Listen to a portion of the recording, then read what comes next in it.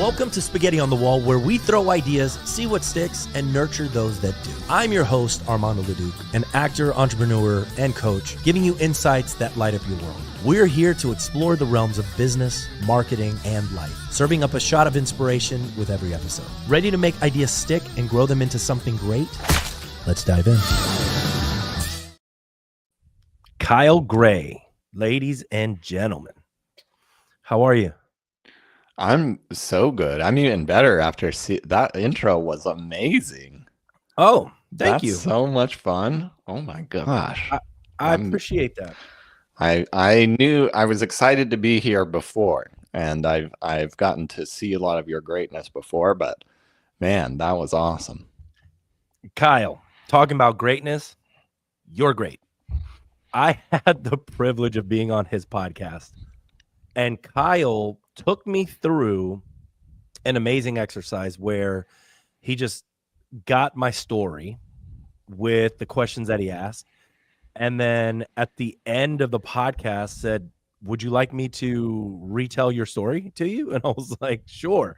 And I was dumbfounded. Like, I was like, holy smokes, like, incredible storyteller, incredible coach in that field. And I was like, well, you have got to come on the podcast and we got to talk about it and how to unpack why it's so necessary these days. That story is infused in all of the things that you do as an entrepreneur, but as a performer, as, you know, as somebody that's trying to, you know, get noticed online, it's super important to connect to that storyline. And so I'm super happy you're here. Give me a 2-minute, and I know it's 2 minutes, but give me a 2-minute sort of backstory on how you got here. Absolutely. Well, there's many different threads. I've been a musician. I wanted to be a rock star. I've been a world traveler. I've lived a lot in South America and Southeast Asia. I learned how to speak Spanish and Portuguese while navigating a lot of different countries in South America. And during that time, I heard about people creating businesses. And I didn't think that I had any of the skill sets that were necessary or useful for creating a good business. And but I found out that through writing, I could create something that would be powerful, that would be sellable, that would be scalable. And over the course of about 10 years, I slowly built up my skills in storytelling through content marketing, storytelling through copywriting and sales pages, and eventually found speaking from the stage. And that reminded me of what it was like to be a singer-songwriter and a musician. And I immediately gravitated towards it. And the beautiful thing about it was a lot of those skills that I learned, not in college, not in business classes or anything like that, but learning how to create experiences on the stage and learning how to express myself in different languages became some of the most valuable things for the work that I do today. And now I help many experts who are too smart for their own good. They are so close to the solutions that they have and the ideas that they have that it becomes really hard to actually navigate their own forest of experiences. And what you were describing is what I do with a lot of my people. I help you get out of your own way, because a lot of us, and we'll talk about this in a little bit later, we're not able to relate to our stories and our ideas appropriately when it comes to really communicating from the stage and making a big impact.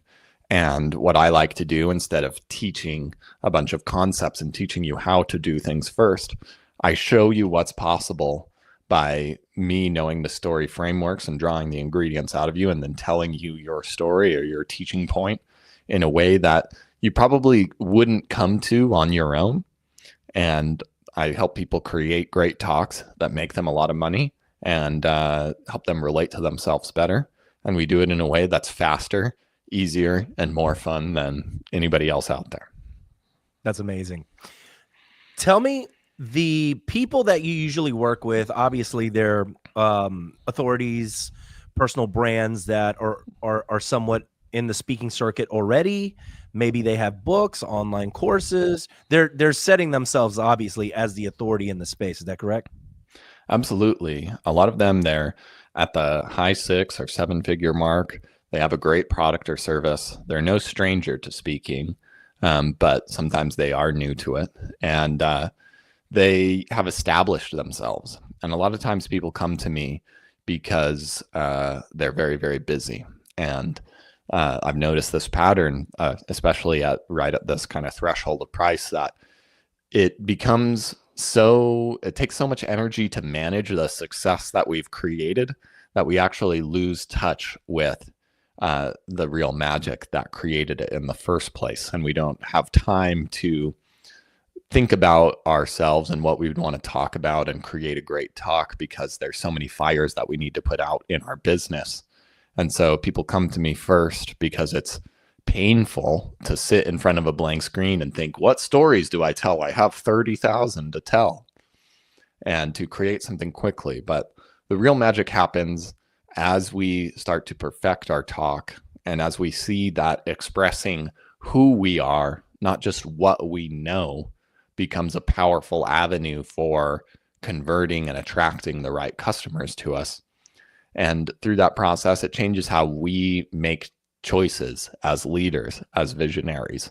We start to see that time of those quiet moments become so much more important than the constant urgency that besets us.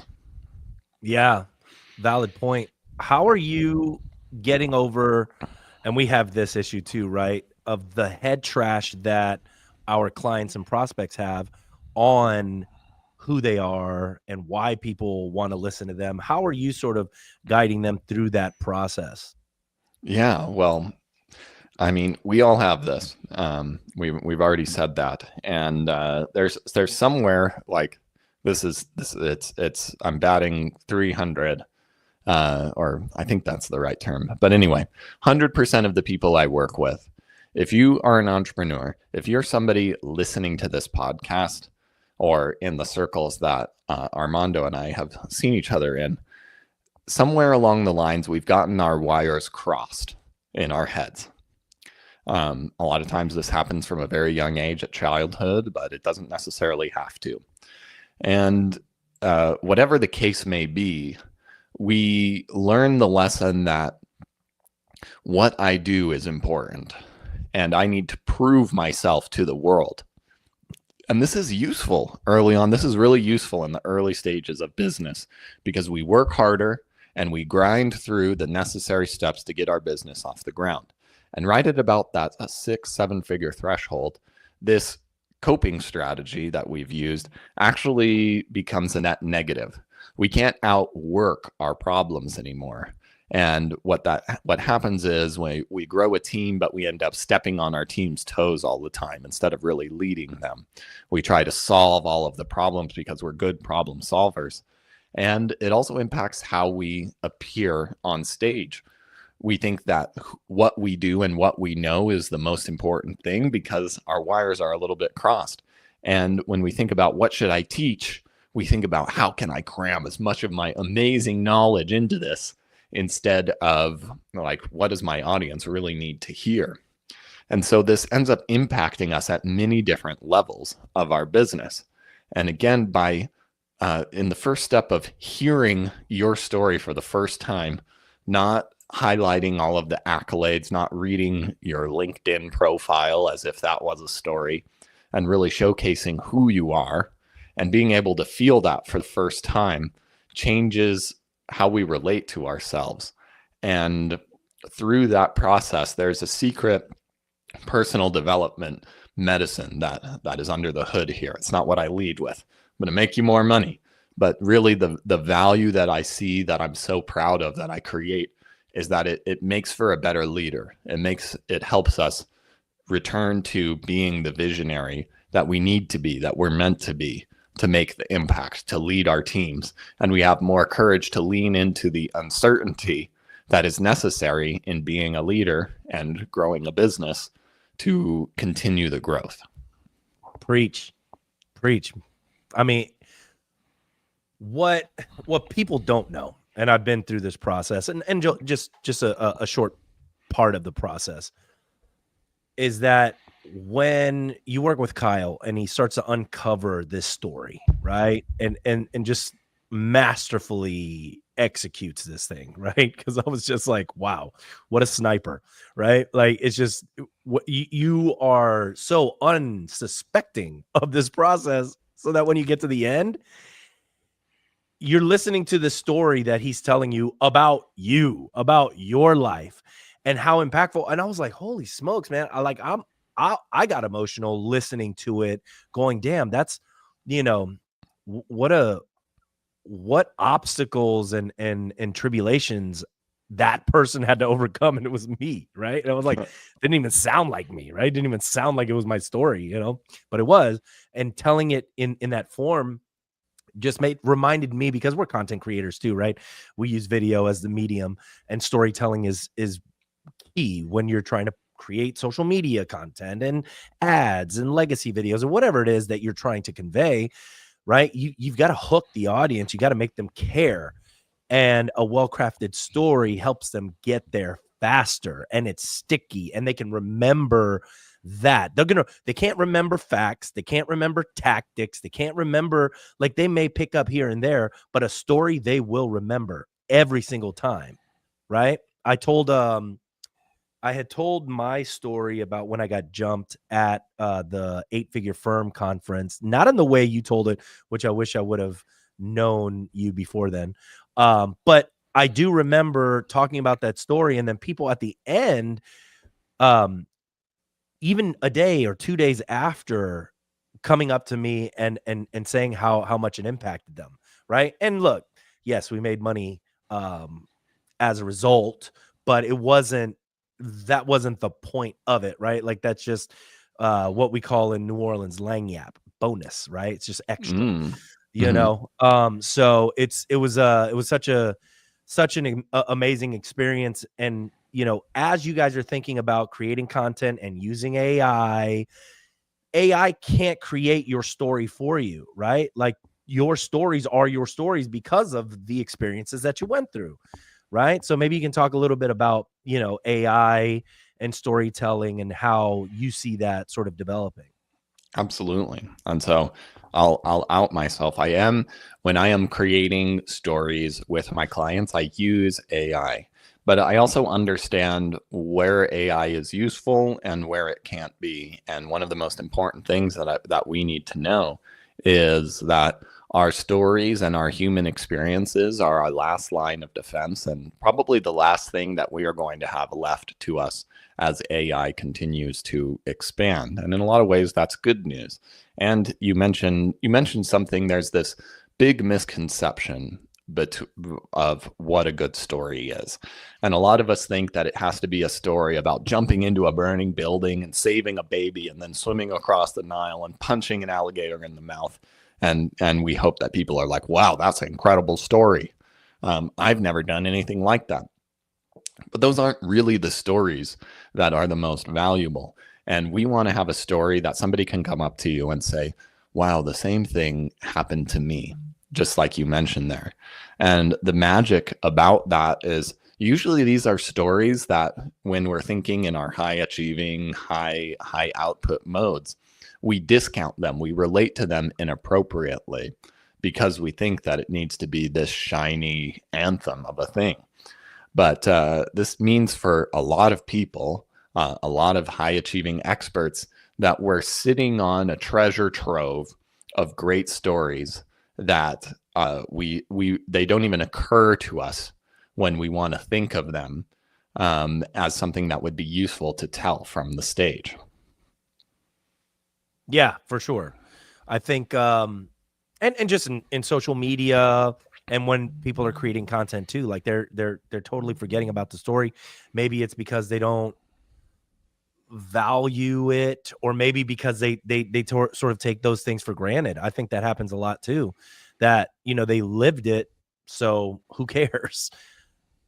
Exactly. Well, that's one of the hard things is we relate inappropriately to our stories because they feel normal to us, and the things that it either feels normal or it feels too vulnerable.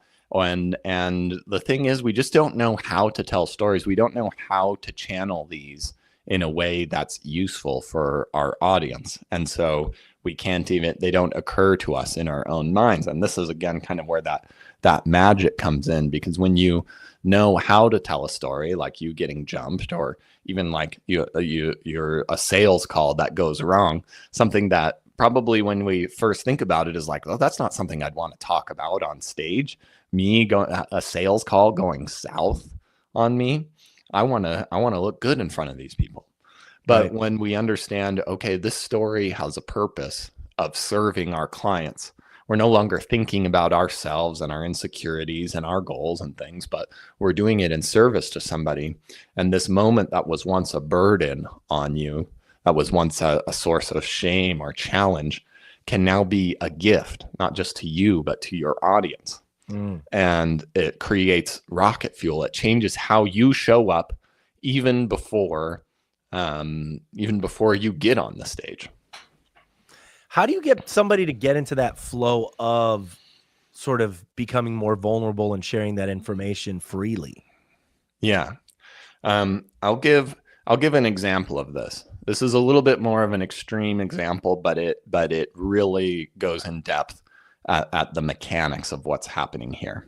I was working with a health expert, and we'll call her Debbie, for the case of this. And she signed on for a call where we were going to create a talk, and we were starting with an authority story, just like you and I created on the podcast.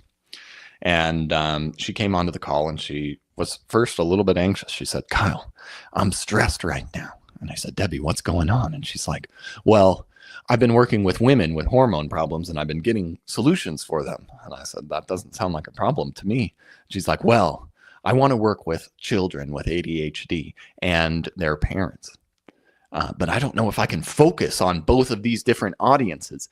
And recently, I just found out that I have ADHD, and I have been staring down decades of dopamine-driven decisions that have led my life every which way. And I just keep thinking to myself, if my parents had only known, they could have done something." This is not the right attitude to tell a story. And this is actually an example, an extreme example of us relating inappropriately to who we are based on what we think being a great entrepreneur and leader is. And so I said, "Debbie, do you want to play a game?" She said, "Okay." I had her write down what she just said. If my parents had only known, they could have done something. I have her read it out loud, take a big breath, read it out loud, take a big breath, read it out loud, and take a big breath. And I ask her, "How does that feel?" She says, "Not very good." I said, "Perfect. That's exactly right. We're on the way. Let's change one word. If I had only known, I could have done something." Read, breathe, read, breathe. Still not good, but a little bit better. Okay, next. I know now I can do something. Read, breathe, read, breathe, read, breathe. She starts to light up a little bit. It feels a little bit good. And I ask her, "Hey, what do you think the most important thing or one of the biggest objections that someone would have to working with you, a parent would have to working with you?" And she knows immediately. Well, they don't want to open up this can of worms with a diagnosis like this and have so much to worry about and all these things. So you know what? They'd rather just ignore it. And I ask her, "Do you know what that leads to?" It leads to decades of dopamine-driven decisions that have led your life every which way. And she lights up. It makes sense immediately. I know now, and that's why my story is so important. And now she's in the mood to write a story. I ask her, "Tell me a story about somebody in your family that has been exhibiting symptoms like this." And she goes right into it. She sees her grandson bouncing off of the walls like any ADHD boy would. Her boy's father is shouting at him, trying to calm him down, and they both end up frustrated, exasperated, and exhausted. And she sees her grandson and how sad he is and the pain that he's going through. And she knows exactly what's going on because it happened to her too.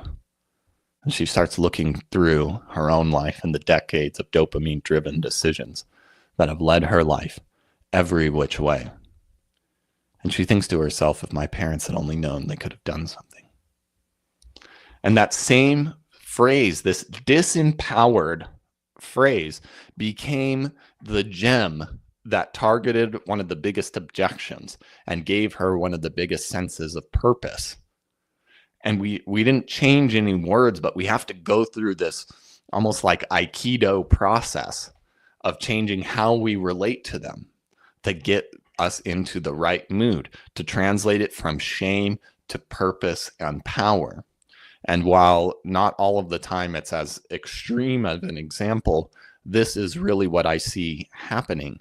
And when we can start to make these shifts and make emotional connections with our audiences, we go from always trying to think of what we need to say next to impress them, of saying whatever the exciting thing is that we're working on, and really trying to serve ourselves, to being present and purposeful with who we're speaking to, whether it's an audience of hundreds or thousands of people, or even on a sales call, or even in a conversation in a conference hall.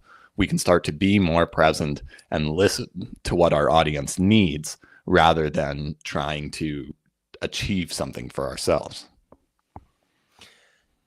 Man, that's the rub, right? That's the work, because we don't know who, we don't know that is the powerful thing, is the vulnerability.